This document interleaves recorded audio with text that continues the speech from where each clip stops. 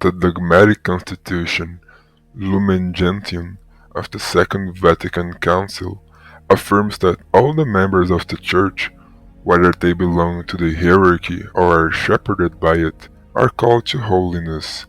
Now, if this is our vocation, how can devotions, especially devotion to the Blessed Virgin, help us to live it fully and to reach, in fact, that perfection of charity which is the summit and, as it were, the crowning achievement of the entire Christian life? This is what we will focus on in this lesson. In the first place, it is never enough to remember that when we speak of Marian devotion, and particularly of the method of consecration proposed by Saint Louis Marie Guignon de Montfort, we are not referring to a magical practice. Neither the use of the scapular or the miraculous medal, nor the recitation of a few formulas, even over the course of a lifetime, alone has the power to buy heaven for us. Without the interior and substantial devotion, which we spoke about in the last class, and a sincere and constant effort to change one's life, conforming to the demands of baptism, any and all external devotional practice is reduced to a body without a soul, to a formless. There is, however, another extreme that we must also avoid, and that consists in the idea promoted by certain superb spirits that no one can be a true devotee of the Virgin Mary if he has not already reached a very high degree of holiness. Today, there is no lack of those who, by the simple fact of having consecrated themselves to Our Lady, proudly believe that they are better than the others, as if the preparatory practices for the consecration and the rite of entrustment to the Blessed Virgin guarantee in themselves the purity of our spirit. It is more than evident that this idea, in addition to displeasing the heart of our Blessed Mother, constitutes a great obstacle to the sanctifying action of the Holy Spirit in our soul, since God, as the Scriptures say, resists the proud. How, then, can devotion help us on our path to holiness? Before answering this question, it is worth bearing in mind that holiness consists, above all, in the union of the soul with God through love, that is, through charity. Only when with all accuracy and truth we can repeat it is no longer I who live, it is Christ who lives in me, we can be sure that we have reached the summit of Christian perfection.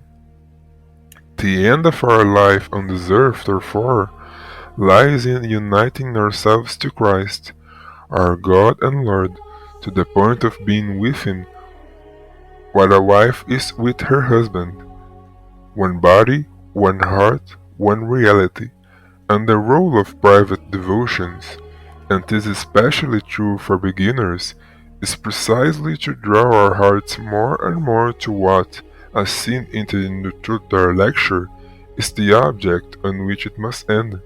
In the words of the theologians, or fall back on, all devotional practice. Devotion, at least from this point of view, resembles one of those human and loving bounds with which the prophet Hosea says that the Lord draws and holds us. It is, to use another image as a little incentive, a sweet invitation which God, serving as the Almighty King of His servants and ministers, extends to the souls with whom He desires to be intimate. This is why, among all devotions, the one we have to the Virgin Mary is not only the most excellent, but the one that best fulfills her purpose. Indeed, who would be afraid to entrust himself with absolute trust to the arms of a most loving mother, entrusting both his head and his heart to her, certain that, in her hands, the most hardened of sinners can go, little by little, conforming to the most just will of God? Now, If it is true on the one hand that devotion to Our Lady can be practiced with truth and sincerity even by the least progress in the Christian life, it is still less certain that the act of total consecration, in virtue of all that it means and implies, must not be done lightly, and lightly as if there were no need to live up to such a surrender. There is a very excellent and heroic act of profound transcendence and repercussion in our entire spiritual life. And this is precisely the reason why it should not be done without mature reflection, the opinion of a good spiritual director, and, above all, the firm purpose of turning away from every serious moral fault.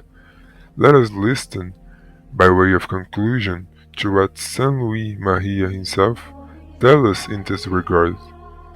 I confess that, in order to be someone truly devoted to the Blessed Virgin, it is not absolutely necessary to be so holy as to avoid all sin, although this is the ideal, but is necessary at least.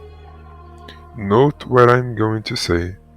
First of all, be sincerely resolved to avoid at least every mortal sin, which offends both the Mother and the Son. Second, to do violence to oneself to avoid sin.